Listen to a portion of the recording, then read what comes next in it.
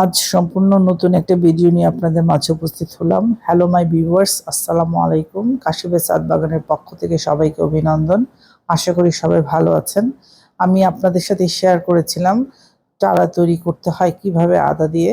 আমি দুটো পদ্ধতি আপনাদের সাথে শেয়ার করেছি। একটা হচ্ছে পানিতে সরাসরি আদা দিয়ে আপনারা কিভাবে আদার চারাটা তৈরি করবেন, আর একটা হচ্ছে বালিতে, একদম বালির সাথে আমি আর কিছুই মিশাইনি, সরাসরি বালিতে চারা তৈরি করেছে। আর একটা হচ্ছে সরাসরি পানিতে চারা তৈরি করেছে। এটা চারাটার বয়স হচ্ছে 20 দিন, অলমোস্ট 20 দিন হয়ে গেছে। 20 দিনের পরে চারার এই কন্ডিশন। আর পানিতে যেটা দেখেছেন আমি বাটিতে ভিজিয়ে চারা তৈরি করেছি, এটা 15 ডেজ হয়েছে।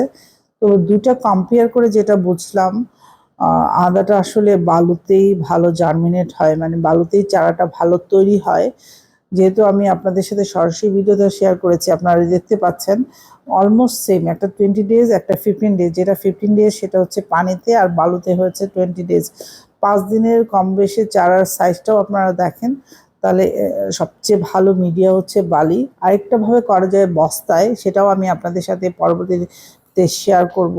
তাহলে আপনারা বুঝতে পারবেন কোন মিডিয়াতে চারা তৈরি করলে সফলতা বেশি পাওয়া যায়।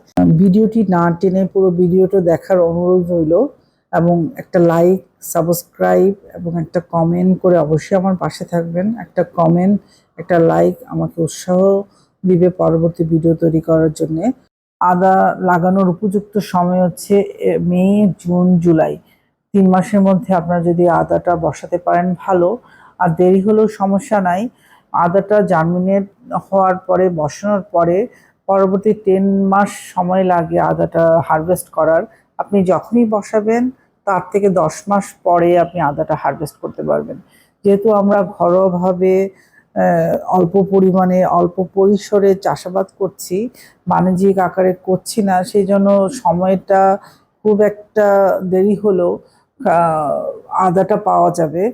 আদা চাষ করার জন্য যে মাটিটা লাগে প্রস্তুত করা, সেটা আমি আগেই করে রেখেছিলাম এই বস্তার ভিতরে, সেটাও আমি আপনাদের সাথে শেয়ার করেছিলাম। তবু আজ আবার বলে দিচ্ছি, মাটি যদি আপনারা 50% নেন, এর সাথে বালি, কাঠের গুঁড়া, ছাই বা কোকোপিট যেটা পান, সেটা 30% আপনারা অ্যাড করবেন। সাথে DAP, potash, zinc, boron and জিপসার এটা অ্যাড করবেন। এবং যদি সম্ভব হয় দানাদার কীটনাশক আপনারা অ্যাড করতে পারেন, সেটা ফুরানোর হতে পারে, যে কোনো কিছু হতে পারে। সাথে হচ্ছে সরিষার খোল একটু অ্যাড করে দেবেন।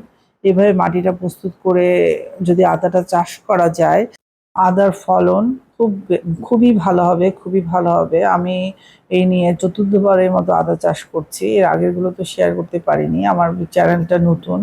এখন থেকে যতটুকুই হবে, যে পরিমাণই আমার আদা হোক, সব কিছুই আপনাদের সাথে শেয়ার করবো ইনশাল্লাহ।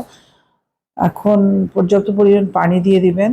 আর আরেকটা জিনিস খেয়াল অবশ্যই রাখতে হবে, সেটা হচ্ছে কখনো যেন মাটি অতিরিক্ত ভিজা না থাকে, অতিরিক্ত শুকনা না থাকে। এটা আপনাকে আন্দাজ বুঝে এই মাটির পানির প্রয়োগটা আপনাকেই করতে হবে। আদার চারাটা বসানো হয়ে গেল। এই বসানোর পর 2 মাস পর্যন্ত কোনো সার প্রয়োগ করতে হবে না, শুধুমাত্র পানি দিয়ে যান। আর 2 মাস পর যেটা করতে হবে, একটু নিড়ানি দিয়ে নাড়িয়ে একটু ইউরিয়া সাথে ডিএপি মিক্স করে আপনারা বস্তায় দিয়ে দিবেন। এই সার প্রয়োগের পর থেকে হারভেস্টের আগ পর্যন্ত আর কোনো সারের প্রয়োজন হবে না। আপনারা শুধুমাত্র সরিষার খোলের তরল সার দিয়ে যান নিয়মিত, এতে বাম্পার ফলন হবে আদার। আর কিচ্ছু প্রয়োজন নাই। এবং তরল সারের পাশাপাশি প্রতি মাসে আপনারা 2 মুঠ করে যে কোনো জৈব সার এবং 2 মুঠ করে ছাই অ্যাড করেন, এবং গাছের গোড়াটা হালকা হাতে খুব অল্প করে আপনারা একটু নিড়ানি দিয়ে দিবেন। যদি সম্ভব হয় হাত দিয়েই করবেন, কারণ অনেক সময় নিড়ানির আঘাতে আদা ক্ষতিগ্রস্ত হতে পারে। যে কারণে হাত দিয়েই জিনিসটা করবেন, কারণ মাটিটা অলওয়েজ ঝুরঝুরা থাকে এই সময়।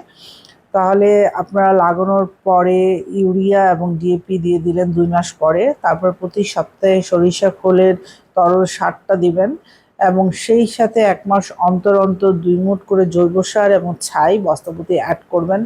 আর কিছু লাগবে না, আদার এত বাম্পার ফলন হবে, আপনারা করে দেখুন। আজকেও বাগানটা একটু পরিষ্কার পরিচ্ছন্ন করার বাকি ছিল, করে নিলাম।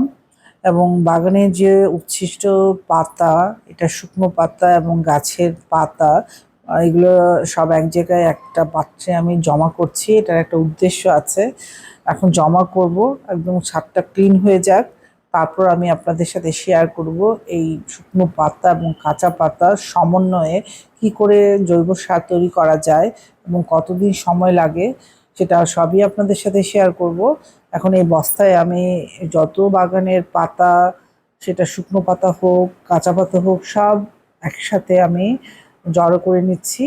এবং এটা দিয়ে সুন্দর চমৎকার একটা পাতা পচা সার হবে এবং যেটা গাছের জন্য খুবই উপকারী, সেটা আপনারা নিজ বাগান থেকেই তৈরি করতে পারবেন অনায়াসে। এই দিয়ে শেষ করছি আজকের ভিডিও। যদি কারো ভালো লেগে থাকে অবশ্যই একটা লাইক, কমেন্ট, সাবস্ক্রাইব এবং একটা শেয়ার করে দিবেন। আপনাদের একটা লাইক, একটা কমেন্ট পরবর্তী ভিডিও করার জন্য আমাকে অনুপ্রাণিত করবে এবং সবাই আমার জন্য দোয়া করবেন। সবাই ভালো থাকবেন। আজ এই পর্যন্তই। নেক্সট ভিডিওতে দেখা হবে ইনশাআল্লাহ।